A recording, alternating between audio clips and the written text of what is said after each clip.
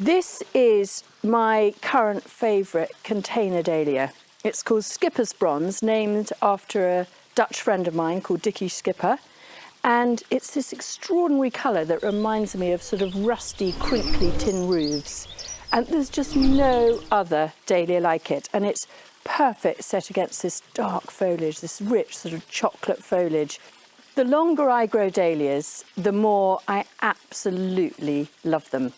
And that's because they just flower and flower and flower. And they come in an incredible array of shapes and colours.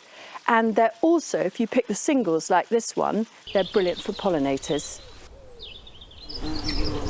Other really good dahlias for pots, Honka Fragile, which is the most extraordinary starry white with a slight purple edge. And it's exactly the right size for a bigger pot. It gets to about sort of 3 foot, and so it will need supporting in a pot, but it flowers and flowers, and it just looks so serene and beautiful. We love Totally Tangerine here in a pot. It flowers from the earliest to the latest of all the dahlias that we grow. And so sometimes we can have Totally Tangerine in flower in June here, and it will go on flowering till the end of November. Another dahlia I love for pots is Sarah Raven, the one that we've bred.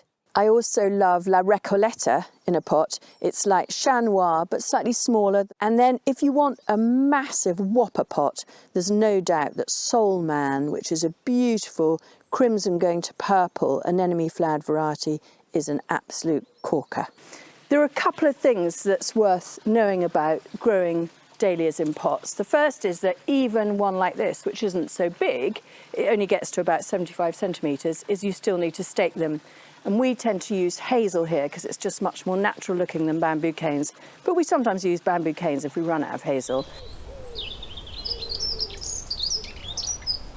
And the second thing is you need to deadhead about once a week, once every couple of weeks.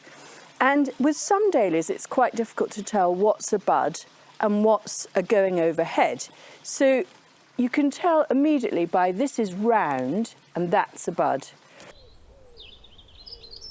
With this one, it's slightly more pointy, but it's got some petals, and this is actually an emerging bud. Whereas if you can see this one, that's sort of pointy, that's a going over. So that needs to be deadheaded. And you want to get the scissors and just cut immediately above a pair of leaves.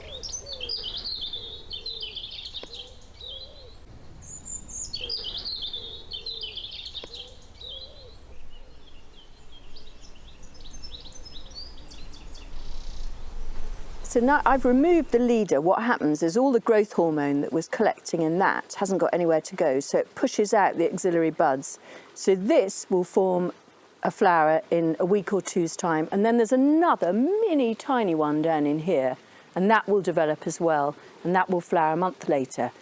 And also once then this develops, you can see there's another auxiliary bud coming there. So by continually deadheading, you continue to perpetuate flowering.